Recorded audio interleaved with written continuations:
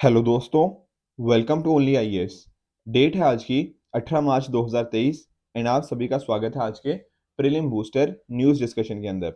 जैसा कि आप सभी जानते हो, आपका जो एनसेट टेस्ट है वो शेड्यूल्ड है कल के लिए, दैट इज 19 मार्च। तो कल 9 बजे से लेकर 7 बजे तक आप इस पर्टिकुलर टेस्ट को दे सकते हो। जिन स्टूडेंट ने अभी भी एनरोल नहीं किया है, मेक श्योर कि आप इसके अंदर एनरोल कर लीजिए ताकि कल आप टाइम पर टेस्ट को अटेम्प्ट कर पाएं। अब इस पर्टिकुलर टेस्ट दैट इज एनसेट के थ्रू आपको 90% तक की स्कॉलरशिप तो मिलेगी ही मिलेगी, प्लस साथ ही साथ सभी के लिए बहुत सारे एक्साइटिंग सरप्राइजेस भी हैं यहाँ पर। तो मेक श्योर आप इसके अंदर अपने आप को एनरोल कर लीजिए एंड कल टाइम पर इस टेस्ट को अटेम्प्ट कीजिएगा। एनरोलमेंट के लिए जो लिंक है मैंने नीचे कमेंट सेक्शन में दे रखा है, तो आप उसके अंदर जाके वहां क्लिक करके इसके अंदर अपने आप को एनरोल कर सकते हैं। अब चलते हैं आज के न्यूज़पेपर की तरफ। आप यहाँ पे देख सकते हो इंडियन एक्सप्रेस के अंदर कुछ न्यूज़ हैं, थोड़ी पॉलिटिकल हैं तो इसको ज़्यादा डिस्कशन नहीं करेंगे। द हिंदू के अंदर एक इंपॉर्टेंट न्यूज़ है, that is Maharashtra UP among 7 states to get textile parks.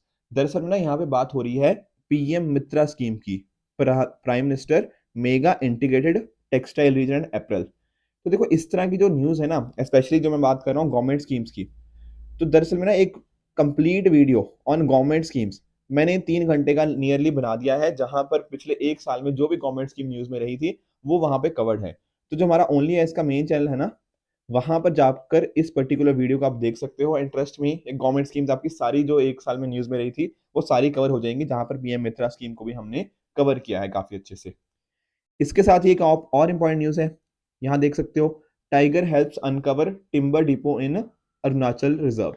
दरअसल में यहाँ पे बात हो रही है नामदफा नेशनल पार्क की। आप जानते हो ये कहाँ पर है, ये अरुणाचल प्रदेश के अंदर है।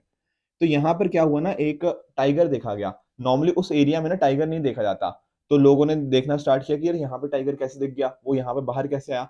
तो वहां पर उन्होंने जाके देखा कि नामदफा नेशनल पार्क के अंदर ना इलीगल तरह से टिम्बर को मतलब स्मगल किया जा रहा था, एक तरह से आप ऐसा कह सकते हो। ठीक है, तो यहाँ पर टाइगर की मदद से ना टिम्बर डिपो को अनकवर करने में मदद मिली है।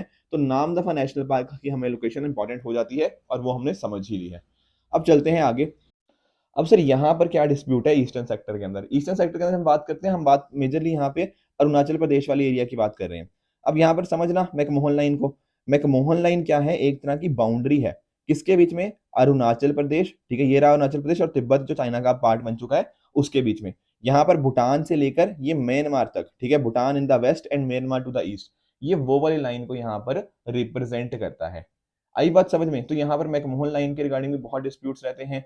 ठीक है, तो इंडिया क्या कहता है, इंडिया कहता है कि एज पर दिस लाइन, तो क्या है इंडिया की जो पोजीशन है कि जो तवांग ट्रैक्ट है वो इंडिया का पार्ट है, वेयर एज जो चाइना कहता है कि नहीं तवांग ट्रैक्ट ये चाइना का पार्ट है। तो इस तरह से यहाँ पर हमें मैकमोहन लाइन जो कि अरुणाचल प्रदेश से है, ठीक है, अरुणाचल प्रदेश के ऊपर से गुजरती है, यहाँ पर इसके रिगार्डिंग डिस्प्यूट्स रहते हैं। दरअसल में हुआ क्या था ना, 1914 में एक मीटिंग हुई थी, ठीक है, वहां पर इंडिया के रिप्रेजेंटेटिव्स, जो उस टाइम ब्रिटिश इंडिया था, तिब्बत हो गया, और साथ ही साथ जो चाइना के कुछ रिप्रेजेंटेटिव्स थे वो थे। पर चाइना ने बोल दिया कि नहीं, ये तो ये वाले जो रिप्रेजेंटेटिव्स थे ये एक्चुअल चाइना को रिप्रेजेंट करते ही नहीं है, तो इस वजह से वो इस लाइन में नहीं मानते और बोलते हैं कि ये जो तवांग ट्रैक्ट है वो चाइना का पार्ट है। पर इंडिया क्या बोलता है, इंडिया का तो डेफिनेटली अरुणाचल प्रदेश तो इंडिया का ही पार्ट है। ठीक है, तो इस तरह से आप समझ पाए होंगे कि जब हम बात कर रहे हैं वेस्टर्न सेक्टर की, यहाँ पर हमें जॉनसन लाइन और मैकडोनल्ड लाइन देखने को मिलती है, जहां इंडिया जॉनसन लाइन में बांधता है, whereas China McDonald line की तरफ ज्यादा टिल्टेड है। ऑन द अदर हैंड जब हम बात कर रहे हैं मैकमोहन लाइन की, तो वो हमारे नॉर्थ ईस्ट इंडिया की बात कर रही है, Arunachal Pradesh to be in specific. तो आई होप ये जो इंडिया और चाइना के बीच में बॉर्डर डिस्प्यूट्स थे ना, आप सबकी लोकेशन अच्छे से समझ गए होंगे। बाकी आप सभी जानते हो 1950 में क्या हुआ, चाइना ने तिब्बत को ऑक्युपाई कर लिया। ठीक है ना, तो चाइना थोड़ा मैकमोहन लाइन को ना ही ज्यादा अप्रूव करता है ना ही रिजेक्ट करता है, पर ये बोलता है कि ये जो 1914 में ट्रीटी हुई ना, ये जो रिप्रेजेंटेटिव्स थे चाइना की तरफ से वो चाइना को रिप्रेजेंट नहीं करते। ठीक है, तो इस तरह से वो अरुणाचल प्रदेश को भी क्लेम कर रहा है अपना। ठीक है, तो इस तरह के क्लेम्स उसके द्वारा देखने को मिल जाते हैं। तो आई होप ये लोकेशन वाला पार्ट सारा अच्छे से आपको समझ आ गया होगा। सर कल के लिए नहीं, मंडे को, कल तो संडे है ना, तो मंडे के लिए आपका होमवर्क है एससीओ के अंदर कौन कौन सी कंट्रीज आती हैं, इनकी एक बार लोकेशन देखना। एससीओ भी इस साल के लिए काफी इंपॉर्टेंट हो जाता है क्योंकि उसकी मीटिंग्स हैं, ठीक है, आने वाले टाइम्स के अंदर। जैसे G20 बड़ा इंपॉर्टेंट है ना इस साल, similarly SCO Shanghai cooperation organisation भी बड़ा इंपॉर्टेंट हो जाता है। मैं नेक्स्ट लेक्चर के अंदर इसको आपके साथ डिस्कस कर लूंगा इन डिटेल।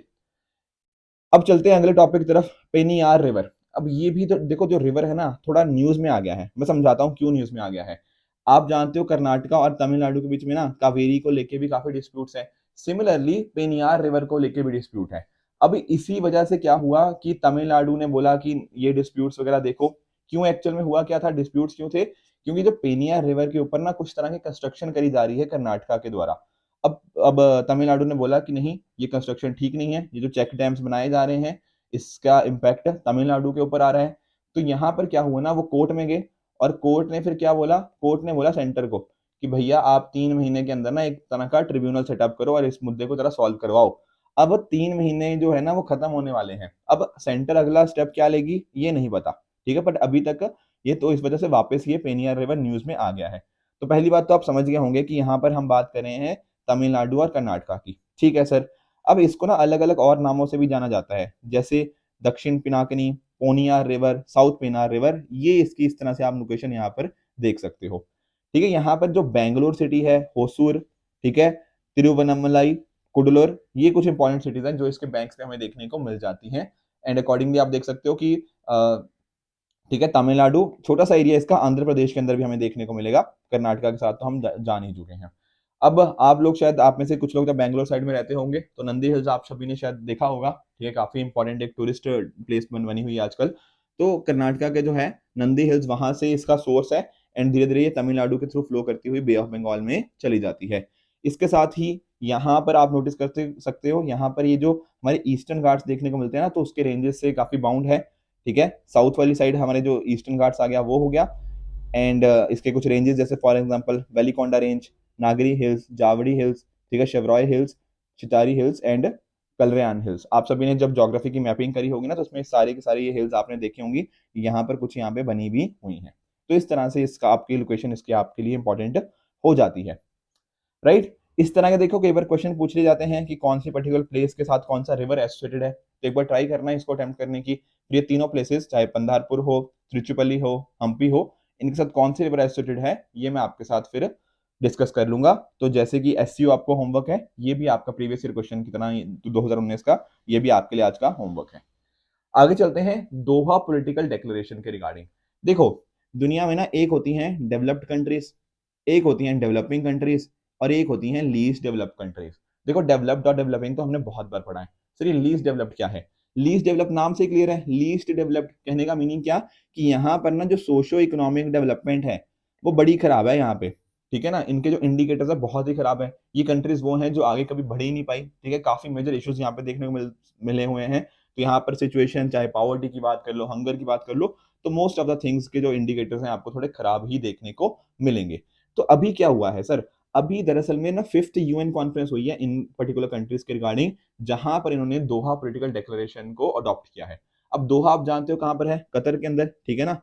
तो कतर में हेल्ड हुई 5 से 9 मार्च के बीच में, और यहाँ की थीम क्या थी, फ्रॉम पोटेंशियल टू प्रॉस्पेरिटी। अब अगर इसको आप थोड़ा और देखना चाहो तो यहाँ पर आप नोटिस करो कि 2030 तक ना हमें अपने सस्टेनेबल डेवलपमेंट गोल्स को अचीव करना है। तो यहाँ पर लीस्ट डेवलप कंट्रीज कैसे उस डायरेक्शन में वर्क कर सकती हैं कि जो यूएन के, यूनाइटेड नेशन के सस्टेनेबल डेवलपमेंट गोल्स हैं वहां तक पहुंच पाए। आप नोटिस करो जैसे नो पॉवर्टी, ठीक है ना, zero hunger, good health and wellbeing, quality education, इस तरह के बहुत सारे हमारे आपको टोटल 17 आपको देखने को मिल जाएंगे जो हमने सस्टेनेबल डेवलपमेंट गोल्स को अचीव करना है। अब यहाँ पर दोहा प्रोग्राम फॉर एक्शन में यही बताया है कि 10 साल का प्लान है एक तरह से, ताकि जो दुनिया की जो 46 मोस्ट वल्नरेबल कंट्रीज हैं, जो लीस्ट डेवलप कंट्रीज की बात करी जा रही है, कैसे वापस ट्रैक पे आ सकती हैं एसडीजीज को अचीव करने के लिए। तो ये डिकेड क्या है, 2022 से लेकर 2031 की यहाँ पे बात है। टोटल 6 एरियाज के हमने फोकस किया है, जैसे कि पॉवर्टी को एडिकेट करना, बताया ना एसडीजी 1 क्या है, नो पॉवर्टी ही है। उसी तरह से क्लाइमेट चेंज भी हमारा एक है, गोल है। इन्वायरमेंटल डिग्रेडेशन हो गया, साइंस एंड टेक्नोलॉजी को कैसे हम यूज कर सकते हैं अलग अलग वल्नरेबिलिटीज के रिगार्डिंग, कोविड-19 से रिकवर करें, फ्यूचर शॉक्स ना आए या उसके रिगार्डिंग कैसे हम रिजिलियंस को बनाएं, ये सभी बातें यहाँ पर दोहा पॉलिटिकल डिक्लेरेशन में देखने को मिली थी। जैसा मैंने आपको बताया एलडीसीज के बारे में, तो सोशो इकोनॉमिक डेवलपमेंट काफी पुअर है यहाँ पे। ठीक है, तो यहाँ पर जो कॉन्सेप्ट था वो लेट 1960s में आया, और पहला ग्रुप कब लिस्ट हुआ, 1971 के अंदर। अभी टोटल 46 कंट्रीज हैं, और जो भी इसकी लिस्ट है हर 3 साल के बाद इसको रिव्यू किया जाता है। फिर अगर कोई मेंबर ऐड करना हो, हटाना हो, तो यहाँ पे देख लिया जाता है। तो एक तरह का एक कमेटी है, ठीक है, CDP, committee for development policy. अब ये जो कमेटी है ना वो रिपोर्ट करती है किसको, इकोसॉक को, ठीक है, यूएन का जो इकोसॉक है उसको रिपोर्ट किया जाता है एंड अकॉर्डिंगली उस पर फिर एक्शन लिया जाता है। तो this is how LDCs work and I hope Doha political declaration आप अच्छे से समझ गए होंगे। नेक्स्ट चलते हैं आगे बुमचू फेस्टिवल के रिगार्डिंग। देखो बुमचू वर्ड ना दो वर्ड से बना है, एक है भूम और एक है चू। देखो जब हम बात कर रहे हैं भूम की, तो भूम का मतलब होता है पॉट, पॉट होता है ना एक तरह का, और या फिर वास जिसको बोलते हैं वो हो गया, और चू का मतलब होता है वाटर। तो भूमचू का मीनिंग क्या हुआ कि ये एक पॉट है सेक्रेड पानी की, ठीक है, जो एक तरह से बोलते हैं ना सेक्रेड मतलब काफी जो जिसको मतलब इंपॉर्टेंस दी जाती है कि काफी अच्छा पानी है, तो उसके रिगार्डिंग काफी जिसको आप प्रे करते हो इस तरह के मतलब सेक्रेड चीजें, तो एक पॉट ऑफ सेक्रेड वाटर इसको बोला जाता है। तो दरअसल में है क्या कि जब हम बात करते हैं सिक्किम की, तो एक फेस्टिवल है वहां पर बुमचू फेस्टिवल, और ये बहुत important, one of the biggest Buddhist festival हमें सिक्किम के अंदर देखने को मिल जाएगा। इसको कुंभ मेला ऑफ सिक्किम भी बोला जाता है, राइट। तो यहाँ पर हमारे पास एक मोनेस्ट्री है तशीदिंग मोनेस्ट्री सिक्किम के अंदर, वो इस पर्टिकुलर बुमचू फेस्टिवल को हर साल सेलिब्रेट करती है। अब यहाँ पर होता क्या है ना कि दरअसल में जो वास है, जो पॉट की मैं बात कर रहा था, वो एसोसिएटेड है किसके साथ, जो कि गुरु रिनपोचे हैं या फिर जिसको पद्म संभाव भी बोलते हैं, इनकी मेमोरी के साथ एसोसिएटेड है। वो जो पर्टिकुलर पॉट की बात कर रहे हैं, उस पॉट के अंदर पानी भरा जाता है फ्रॉम द रथोंग रिवर, फिर उसको ये जो तशीदिंग मोनेस्ट्री है वहां पर रखा जाता है। फिर बाद में लोग उसको देखने आते हैं फेस्टिवल के दौरान, और इसके जो कंटेंट है पानी के अंदर क्या क्या है, पानी कैसा है, वो लामास के द्वारा उसको चेक किया जाता है। अगर तो देखो इसकी पानी कैसा है, अगर उसकी क्वालिटी और क्वांटिटी काफी अच्छी है, तो ऐसा माना जाता है कि सिक्किम आने वाले साल के अंदर बहुत ही अच्छा करने वाला है, ठीक है। तो इस तरह से ट्रेडिशन हमें यहाँ पे देखने को मिल जाता है। और कब से सेलिब्रेट होता है, ये होता है तिब्बतियन कैलेंडर के पहले महीने के 15वें दिन, यानी कि जो हमारे यहाँ पे जो नॉर्मल डेज के अंदर हम बात करें तो फरवरी और मार्च के अंदर हमें ये देखने को मिल जाता है। तो ये बुमचू फेस्टिवल काफी इंपॉर्टेंट है। तो सिक्किम समझ लेना, कुंभ मेला समझ लेना, और ये जो हम बात करें ना पॉट की, पॉट ऑफ सेक्रेड वाटर, इसको भी अच्छे से हम समझ चुके हैं। नेक्स्ट टॉपिक की तरफ आगे बढ़ते हैं, that is TIES, trade infrastructure for export scheme. आप खुद बताओ, देखो अगर हमें एक्सपोर्ट को अच्छा करना है तो प्रॉपर इंफ्रास्ट्रक्चर होना चाहिए नहीं होना चाहिए, द आंसर इज यस। तो इंडिया में ना कई बार हमने जैसे अब तो चलो वो रिपोर्ट नहीं होती, ease of doing business world bank की रिपोर्ट आया करती थी, तो हमारा ट्रेडिंग के रिगार्डिंग ना थोड़े हमारे इश्यूज थे कि हम एक्सपोर्ट नहीं कर पाते क्योंकि हमारे पास प्रॉपर इंफ्रास्ट्रक्चर नहीं है। तो हमने ओवर द टाइम कोशिश करी है अपने इंफ्रास्ट्रक्चर को इम्प्रूव करने की। तो जो हमारा ministry of commerce and industry के अंदर एक डिपार्टमेंट है, डिपार्टमेंट ऑफ कॉमर्स, उसके द्वारा इस स्कीम को रन किया जाता है TIES को, trade infrastructure for export scheme. यहाँ पर होता क्या है, हमारी जो सेंट्रल गवर्नमेंट है ना वो स्टेट गवर्नमेंट्स को या यूटीज को पैसा देती है ताकि वो अपने यहाँ पर एक्सपोर्ट इंफ्रास्ट्रक्चर को या तो सेटअप करें या फिर जो ऑलरेडी एग्जिस्टिंग इंफ्रास्ट्रक्चर है उसको और अपग्रेड करें ताकि एक्सपोर्ट के अंदर आसानी हो पाए। तो डिफरेंट डिफरेंट एजेंसीज हो गया सेंट्रल और स्टेट गवर्नमेंट की, वहां पर इनको असिस्ट किया जाता है इसी चीज के रिगार्डिंग। पहले क्या था ना, एक हमारे पास ASID स्कीम थी, assistance to state for development of export infrastructure and allied activities.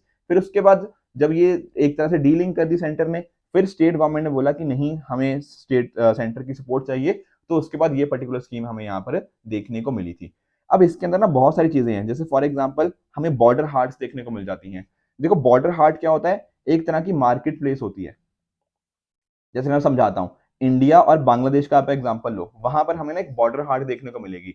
यहाँ पर क्या होगा ना, बिल्कुल बॉर्डर के ऊपर कुछ इंडिया के जो वहां के सिटीजन हैं आसपास के, बांग्लादेश के सिटीजन, ठीक है, ये इस एरिया में आके ना अपने गुड्स को परचेज और सेल कर सकते हैं। समझ रहे हो कि किसी को यहाँ पे वेंडर्स को किसी को मतलब कोई चीज बेचनी हो तो वो अकॉर्डिंगली बेच सकता है और सामने वाली कंट्री के लोग उसको खरीद सकते हैं। और ये जो जितने भी ट्रांजेक्शन होंगे ये टैक्स फ्री यहाँ पे होते हैं। तो इस तरह से हुआ क्या, इस तरह से दोनों कंट्रीज के बीच में रिलेशनशिप भी इंप्रूव हुए, एक तरह से अपना सामान भी वहां पे बेच पाए। तो ये भी बॉर्डर हार्ट्स भी इसी में इंक्लूड हो जाता है। बाकी बहुत सारी चीजें, कोल्ड चेन को सेटअप करना, ट्रेड प्रमोशन सेंटर्स को करना, ठीक है, कोल्ड चेन इसलिए ताकि स्टोरेज के रिगार्डिंग चीजें आसानी हो, जो पेरिशेबल आइटम्स है उनको हम अच्छे से एक्सपोर्ट कर पाए। लैंड कस्टम स्टेशन हमने बनाए हैं, क्वालिटी टेस्टिंग करी है, ठीक है, ऐसा ना हो कि कोई बोले कि नहीं आपकी क्वालिटी अच्छी नहीं है, ठीक है, तो हम एक स्टैंडर्डाइजेशन करें उसके रिगार्डिंग, उसको सर्टिफाई करें। ये सारी चीजें एक्सपोर्ट प्रमोशन के अंदर आ जाती हैं। तो ये सारी चीजें भी आप नोटिस यहाँ पे कर सकते हो। तो जो असिस्टेंस दी जाती है यहाँ पे एक तरह का ग्रांट्स इन एड है जो कि प्रोवाइड कर जाती है एजेंसीज को, ठीक है, सेंट्रल गवर्नमेंट की तरह। तो ये हमें इंपॉर्टेंस हो जाता है।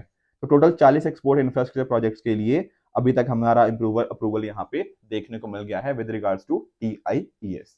आई बात समझ में। तो ये थे आज के कुछ इंपॉर्टेंट टॉपिक्स। अब कल मैंने आपको एक क्वेश्चन दिया था, प्रीवियस ईयर क्वेश्चन, कि राज्यसभा की इक्वल पावर्स है लोकसभा के साथ इन which of the following matters.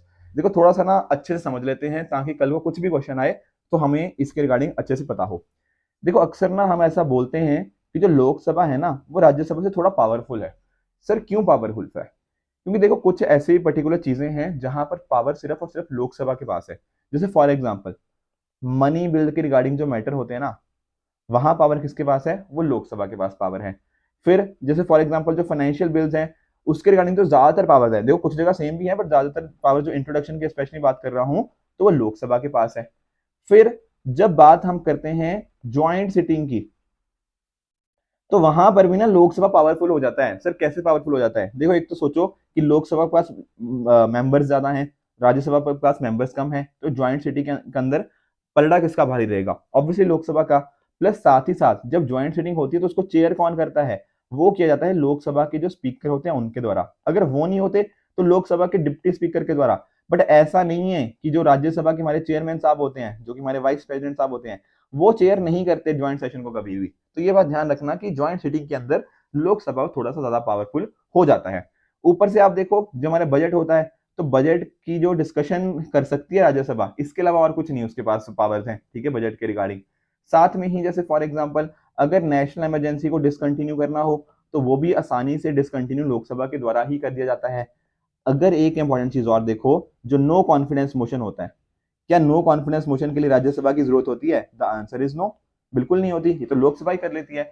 तो आप नोटिस कर रहे हो कि बहुत सारी जगह पे ना लोकसभा क्या है, हमारी ज्यादा पावरफुल है। तो ये तो बात है सर, हम समझ गए कि लोकसभा पावरफुल है। पर ऐसा थोड़ी है कि राज्यसभा के पास पावर ही नहीं है। बहुत सारी ऐसी जगह है जहां पर Lok Sabha is equal to Rajya Sabha है। सर जैसे कि, जैसे एक देखो कॉन्स्टिट्यूशनल अमेंडमेंट। अगर आपको कोई कॉन्स्टिट्यूशन में अमेंडमेंट करनी है, संविधान में कोई संशोधन करना है, तो चाहे आप चीज उसको लोकसभा से भी शुरू कर सकते हो, आप राज्यसभा से भी शुरू कर सकते हो, कोई दिक्कत नहीं है। ठीक है, दोनों के पास इक्वल पावर्स है कॉन्स्टिट्यूशन अमेंडमेंट्स के अंदर। इवन जो हमारे ऑर्डिनरी बिल्स होते हैं ना, वहां पर भी दोनों के पास इक्वल पावर्स हैं, लोकसभा और राज्यसभा के पास में ही। फिर जैसे बहुत सारी चीजें, जैसे फॉर एग्जांपल हमारा प्रेसिडेंट साहब, जैसे हमारे ऑर्डिनेंसेस होते हैं उनको अप्रूव करना होता है, यहाँ पर भी दोनों के पास पावर्स हैं। हमारे जो मिनिस्ट्रीज को सिलेक्ट करना हो गया, सॉरी मिनिस्टर्स को सिलेक्ट करना हो गया, या फिर इंक्लूडिंग हमारे जो प्रधानमंत्री जी होते हैं वो कहीं से भी आ सकते हैं। He can be from Lok Sabha as well, he can be from Rajya Sabha as well. Example देता हूं, जैसे अभी करंट प्रधानमंत्री जी हमारे, ठीक है, honourable prime minister Narendra Modi ji, वो लोकसभा से आते हैं, ठीक है, वाराणसी से वो इलेक्ट होके आए हैं। इसके पहले जो हमारे थे प्राइम मिनिस्टर मनमोहन सिंह जी, तो वो राज्यसभा से आते थे। तो प्राइम मिनिस्टर कहीं से भी हो सकता है, तो दोनों के रिगार्डिंग ये चीजें होगी। फिर हमारी अलग अलग रिपोर्ट्स आती हैं, जैसे फॉर एग्जाम्पल आप देख लो यूपीएससी की रिपोर्ट आ गई, कैग की रिपोर्ट आ गई, या फिर फाइनेंस कमीशन की रिपोर्ट आ गई। ये दोनों को ही दी जाती है, मतलब राज्यसभा के अंदर भी होती है इसकी रिगार्डिंग डिस्कशन और लोकसभा के अंदर भी होती है। फिर सुप्रीम कोर्ट के अंदर मान लो अगर इंक्रीज करना है वहां के जजेस को, या उसकी जुरिस्डिक्शन को इंक्रीज करना है, यूपीएससी की जुरिस्डिक्शन को इंक्रीज करना है, इसके रिगार्डिंग जो भी चीजें हो गया, तो यहाँ पर भी दोनों के पास ही इक्वल पावर्स होती हैं। आई बात समझ में? तो ये हो गया एक इक्वालिटी वाली बात। एक तीसरा छोटा सा कंपोनेंट भी है सर, वो क्या है? कुछ ऐसी जगहें भी हैं जहां राज्यसभा लोकसभा से ज्यादा पावरफुल है। सर अच्छा ऐसा भी है कुछ? द आंसर इज यस, ऐसा भी है। ये कैसे है? जैसे फॉर एग्जांपल आप आर्टिकल 249(1) देखना, वहां पर क्या बात करी गई है? वहां पर बात करी गई है कि अगर राज्यसभा चाहे तो वो स्टेट लिस्ट के किसी भी इशू के ऊपर भी, मतलब पार्लियामेंट अगर को अडॉप्ट करना हो ना, अगर पार्लियामेंट को किसी स्टेट लिस्ट के ऊपर कोई कुछ लेकर आना हो, तो वहां पर राज्यसभा के अंदर अगर हमने 2/3 of the member present and voting के साथ उसको पास कर दिया उस रेजोल्यूशन को, तो पार्लियामेंट स्टेट लिस्ट के ऊपर भी अपना कोई ना कोई उसके ऊपर भी एक्ट कर सकती है। इसी तरह से अगर आप नोटिस करो, अगर कोई नई ऑल इंडिया सर्विस को क्रिएट करना हो, ठीक है ना, तो राज्यसभा को यहां पे क्या करना पड़ेगा? 2/3 वोटिंग के साथ अगर हम उसको पास करें तो अकॉर्डिंगली पार्लियामेंट उसको भी लॉ के थ्रू उसको बना सकती है। तो ये भी सारी चीजें हो गया। तो इस तरह से अगर आप नोटिस करोगे तो कुछ ऐसी एरियाज भी हैं जहां पर डेफिनेटली राज्यसभा की पावर ज्यादा है। इसके साथ ही अगर आप वाइस प्रेसिडेंट साहब को देखोगे ना, तो वाइस प्रेसिडेंट साहब का जो, अगर इनको रिमूव करना होता है, तो वो रिमूवल का जो प्रोसेस होता है, वो सिर्फ वो जो इनिशिएट करने का प्रोसेस है, उसको स्टार्ट करने का प्रोसेस है, वो राज्यसभा के अंदर ही हो सकता है। वो लोकसभा के अंदर स्टार्ट नहीं होता।